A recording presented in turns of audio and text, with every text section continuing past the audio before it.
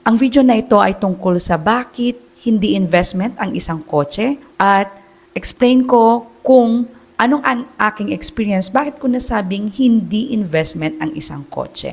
By the way, ako si Joy Lee, isa po akong government employee bilang isang teacher. One time, pauwi na kami, bumaba kami sa isang paradahan. May isa lang na tricycle and umuulan that time. Tapos, nakikiusap kaming isakay kami kasi umuulan. Hindi dahil pwede naman kaming tumakbo, kaya naman malapit lang, pwedeng mga 5 minutes away. Pero kaya na yon pag adults, di ba?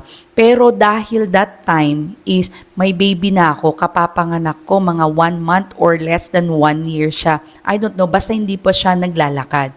So ayaw talaga magsakay ng tricycle. So hindi ko alam kung paano kami nakauwi. Pero ang natatandaan ko that time is I have now this pain na parang may emotion na nabubuo sa heart ko, sa puso ko, na parang sabi ko, uy, bagong ina ako sa government, sabi ko, pwede na akong maglabas ng sasakyan. Kung ayaw nila kaming isakay, and so be it, ganun na yung utak ko doon.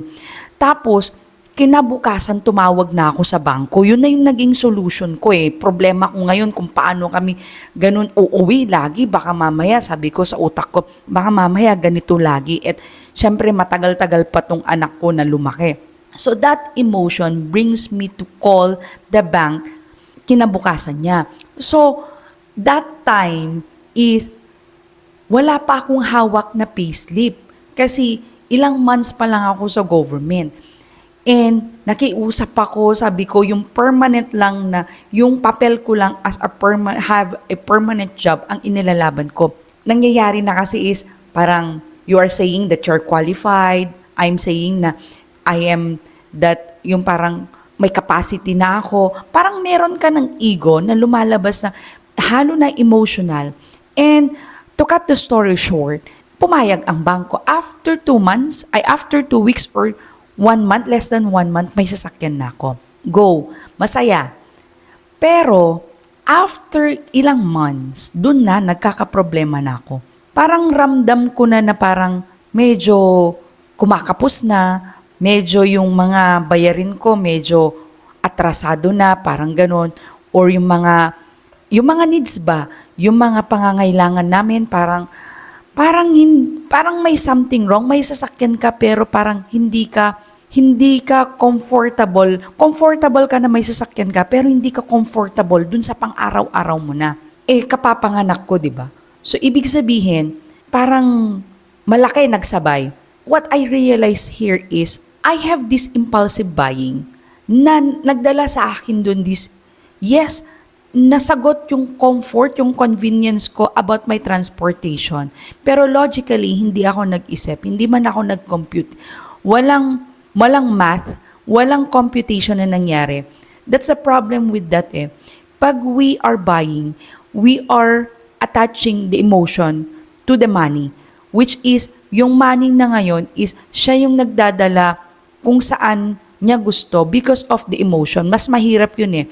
Kasi nauuna yung emotion. That's why sabi ko, parang namali ako dun sa pagkakataon na yun na I didn't use my logical thinking. Hindi ko ginamit ang computation. Nauna ang emotion ko over the thinking na dapat sana nauna muna akong mag-compute bago yung emotion. So, ang ibig ko sabihin, bakit hindi siya investment? Sa akin ngayon, ang investment meaning is, even we research from the Google, is something na nag-i-income ka, nag-generate ng money at naglalagay sa'yo sa bulsa mo ng pera. Which is, ang investment is nag-grow yung asset and on the long run, mas lumalaki siya. Bakit siya comfort yung kotse? Yes, pinadali, pinasarap yung buhay, pero on the long run, nagiging discomfort siya for how many years? Halimbawa, nag-car loan yon, amortization yon. For how many years? Kung magpipay ka ng 5 years kang magsasuffer kasi ang dami mong babayaran. Ang illusion kasi na tumatakbo sa utak natin, no? Kaya siya nagiging investment kasi mahal plus useful investment kasi kailangan ko naman. I want to share to you my breakdown. If you are earning 20,000, no? Dapat is meron ka ng Or meron ka lang na sabi nila nagagastusin mo is 10 to 15%, 10 to 15% ang pwede mong gastusin. Halimbawa, it is a amortization, a car loan siya, no? Ang pwede mo lang gastusin is 3,000. Ngayon, yung gusto mong sasakyan is high-end, namili ka, or hindi, sabihin na lang natin is 13 to 14,000 monthly. Ang down payment mo, 100K. Halimbawa lang, no? Eh, ang sabi ng natin, kinuha na natin yung maximize or maximum na 15%. May gas ka. Magkano yan? Pwede yan a month. 4,000 to 5,000. Maintenance. Kung labas ka ng labas, di ba? Mas malaki ang gas. Maintenance mo, may sasakyan ka, may change oil ka. Meron kang mga gagastusan dyan, yung mga aircon niya. Insurance mo, every year, kukomputin mo na lang kung magkano iipunin mo yan every month. Registration mo, every year din yan, computan mo na lang for every month. Insurance kasi, kung mas bago ang sasakyan, mas mahal ang insurance. Unexpected repairs, na gasgasan mo, na nabasag mo yung ilaw niya, magkano ang ilaw ng sasakyan, hindi po yan motor. So, thousands ang babayaran mo dyan. And mga car wash mo, bago yan. Gusto mo iingatan yan. So, ang point ko lang dito is, kung even hindi ka nag-amortization, is yung natitirang computin mo is tanggalin mo tong amortization, kinash mo siya, cash basis, second hand siya, gagastusan mo pa rin ito from the gas until here sa mga car wash. So, ibig sabihin, I mean, naggagastusan ka niya and then binili mo yung sasakyan, nagde-depreciate kahit na ibinenta mo siya, mas mahal, ay mas bababa na yung presyo ng sasakyan. What my point here is, hindi siya investment. Basta ang meaning natin ng investment, nagbibigay siya ng pera sa'yo at lumalago yung pera on the long run. So, don't justify na ang isang investment, ang isang sasakyan kasi nagbigay sa'yo ng comfort. Now, what you're going to do, what is your actionable steps is pwedeng i-delay mo na. I-delay mo na ang pagkuha ng sasakyan, lalo na kung ang income mo is 25,000 to 30,000 lang, i-delay po muna. So, number one na pwede mong gawin is pwede kang mag-ipon. Research kung magkano yung gusto mong sasakyan. Or, pwedeng hindi ka nagmamadali, pwedeng palakihin mo ang income mo, ang asset mo, para yung dapat kita mo, kung halimbawa ang amortization mo, compute ka ng 3 times to 4 times. So, kung ang sweldo mo is 20 to 30, pwede siguro itong 3 times, 60 above. Diba? 60,000 above. That's the computation, that's only the logical thinking na pwede kong masabi sa inyo na hindi investment ang sasakyan. Tahimik siya na kumukuha ng sweldo mo monthly. So, ang tendency dyan is nagkakaroon tayo ng mga emergencies needs pa natin na lagot na. Kaya nababatak yung ibang sasakyan.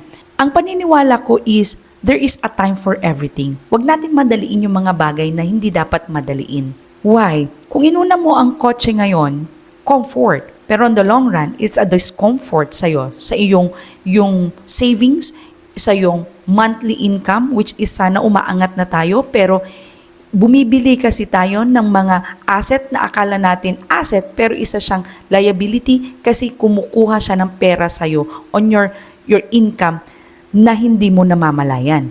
Ang kalaban kasi natin dito is inuna natin yung ating comfort, ang ating reward, which is pwede naman sana na delayed gratification muna. I-delay muna natin 3 years to 5 years na nakapag-build tayo ng income generating natin. Focus, concentrate, because our financial goal is to have a kotse. So, compute mo na kung magkano dapat ang kikitain mo within that year. Basta mag-compute ka kung gaano katagal mo makuha yung financial goal mo yon, and so be it. Hindi masama ang kotse. Hindi masama rin magkaroon ng comfort. Pero, wag mong i-equivalent na ang investment is equivalent to comfort. Hindi sila parehas. Sabi niya sa Ecclesiastes 7:12, wisdom preserve those who have it. Always, always do your research, bago ka kumilos sa isang bagay, bago mo mag-step forward sa isang bagay so that hindi ka mapupunta sa isang pitfall. Salamat sa panunood. Sana may nakuha ka ng value sa video na ito. Please naman, don't forget to like, share, and subscribe on my channel. And see you po on my next vlog.